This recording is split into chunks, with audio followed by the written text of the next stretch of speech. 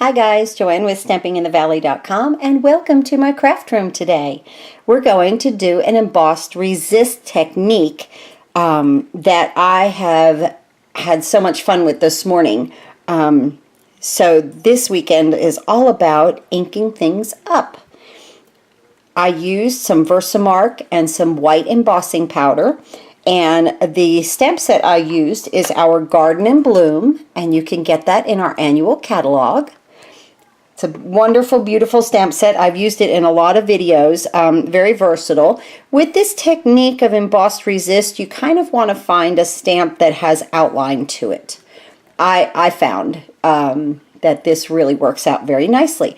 So let's start with a piece of, this is just plain Whisper White cardstock, and it's at 4 3/4 by 3 1/2 right here.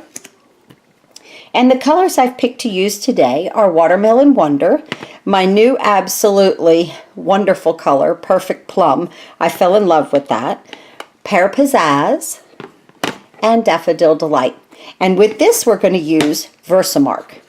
Versamark is a clear ink, and it is very sticky, and it stays wet for a long time because we're going to be using some white embossing powder. Okay, so let me move the color ink out of the way. Just a second here. And I'm going to bring in some scrap paper and my pad. Move this to the side. This is just some scrap paper that I've been working on. I know sometimes it's hard to see on the white on white, but this is what the Versamark does. So we're going to open this up. It's very sticky, and I'm going to start with my largest flower with the Versamark. Why I always put my ink to the right and I am left-handed is beyond me. I was watching one of my videos and I was like, why do I always do that? I have always crossing my hands over. So we're going to work on that. Okay, so I just get this nice and sticky, okay, with the Versamark, and then just stamp it wherever you want. And it's clear, so you're really not going to see it on camera. And I'm going to try to do about 3 of these, and you can stamp off the page. That's also great. Just like that. I don't know if you can get, if I angle this, if you can see the shimmer of the Versamark on it. I think maybe right there you might see it. I don't know. We'll see. Okay, then I'm going to take my leaves, but I can see it from here, and you will be able to see it. And then I'm going to put my leaves where my flowers are, and it doesn't matter, you know, if you want it to stamp off. I try when I do Versamark, I don't want my Versamark touching like the other flowers. It's okay if it touches this one, but I don't want the petals touching the greenery because of the way that we're going to shade things. So I just kind of come around, and on, on the flowers I just add my leaves. Just all around. Like I said, and it's okay if it goes off the page, that's great. So right there that is. Then I'm going to take my little bumblebee. Get that going the right way. And I want 3 of these little guys on here. Maybe 2. Maybe 1 on this one. I put 3 on the other one. Let's see. I think I kind of like 1 on this one, and I like more flowers and leaves on this. So we're going to keep it like that. Okay, now what we do is we bring in our white embossing powder, and I keep mine in a little container like this.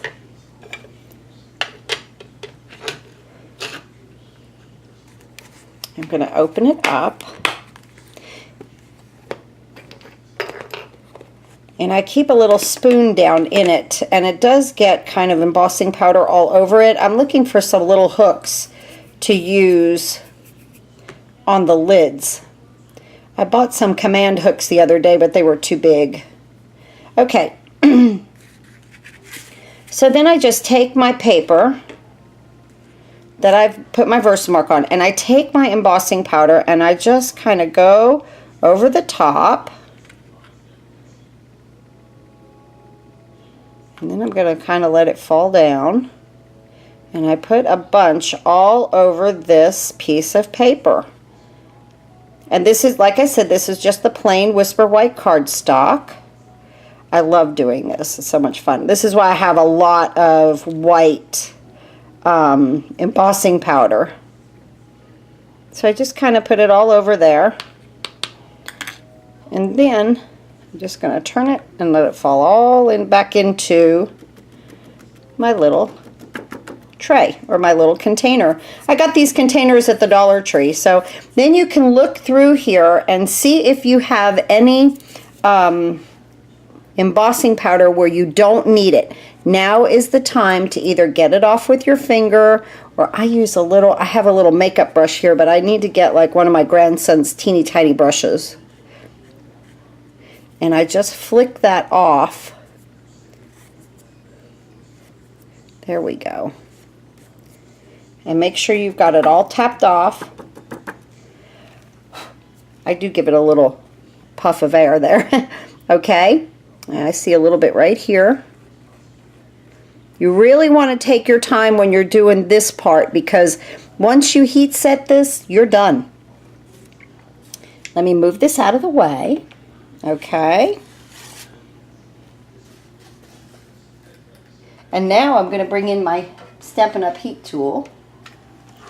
And this is good. You have to let the heat gun get hot, okay, before you take it over here to the embossing powder. I do not wiggle this around. You are going to get a little warpage in your paper, but it is what it is. Once you attach it to a card, it'll be okay. So I just take my heat tool, and you can see it turn. It'll get hot and then it turns white. I don't know if you guys are watching that, can see that actually on camera. As soon as I can pick it up, I will. It's very hot. Don't get too close to the paper because you can literally burn it. And the embossing powder will not act correctly. So just take your time and watch it just turn into that nice white is what you want it. Almost looks like white paint. And what it's actually doing is melting. You can do this with almost every stamp set. Okay, now it's got a little warpage to it, not much. I don't know if warpage is a word. Okay, and I'm looking at it now and I'm seeing some that are not melted, so I'm taking my heat gun to it. And you'll be able to tell in the reflection of the light when you're doing it at home. Now, I didn't mean to do that. Okay, we're still okay. We're going to turn that off before I get too dangerous with it. Get that out of the way. And now we're going to go ahead and let me get another piece of paper.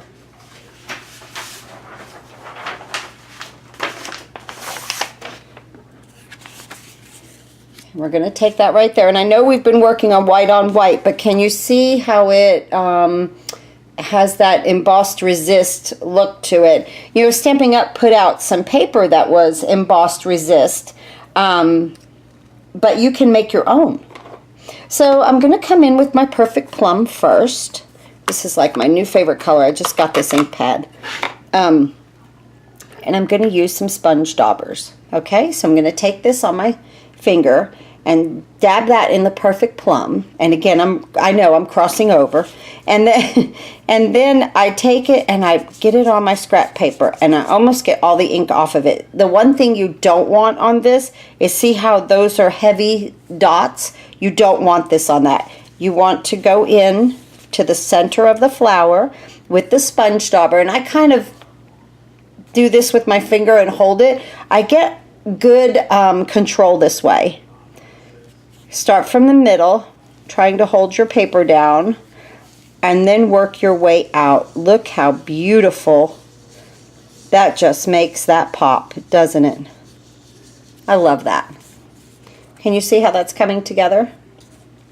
Okay, so a little bit more ink, rub it off, get into a flower, and just come out, start in the center, and go out. Little darker in the center, and let it just fade its way right out of the flower. I love that. So pretty. Okay. It almost looks powder-like. So from there, for my perfect plum, I'm going to leave that open. We might come back to it. I'm going to take my Pear Pizzazz, and I'm going to do the same thing. Ink that up, tap it off, and do my leaves. And just in small circles, okay? And let that ink blend just a little bit into your perfect plum, okay?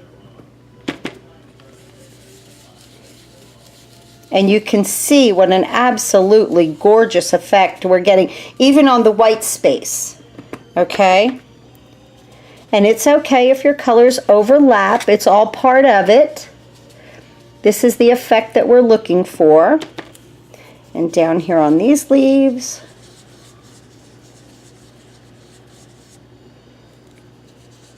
And right here. I hope you guys got everything you wanted with your oh, I didn't tap that off. With your celebration orders. And you got all the free things that you wanted. Look how pretty that's coming together. Now we're going to do the Daffodil Delight. Again, a sponge dauber. And I'm going to just get my little bee. I did just one bee on this one. I didn't leave room enough. I did a lot of flowers because I didn't want things to touch. Okay, but I'm coming outside of that bee with that Daffodil Delight, and now I'm going to come back. What happened here, let me tell you guys, I ran out of sponge daubers, and these, although you can pop these off and wash them, you know, you can't wash it in between as you're working on a project. So I'm using a sponge.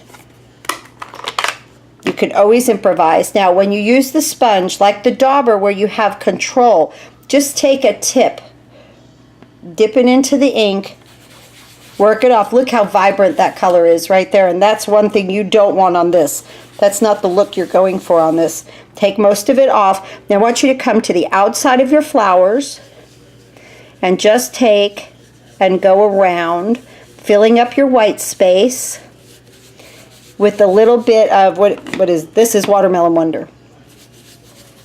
For a second there, I forgot what we were using.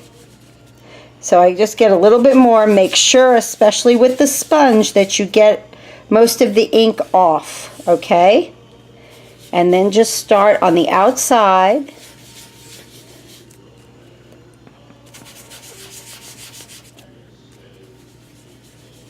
And let the pinks blend into the green and the perfect plum. Just keep going in round circular motions. Let the pink come onto the yellow of the little bee. Let it help fill in around the flower, okay? On the outside, pick up a little bit more. Always rubbing it off. Always taking off most of the ink. Do you remember I don't know if you guys remember, but way back in the 70s we used to stencil, 70s and 80s we used to stencil. And the whole thing with that was a dry brush. So this is, you know, just about the same technique. Now I'm going back with my perfect plum right there. And I'm going to come into here, into the center again.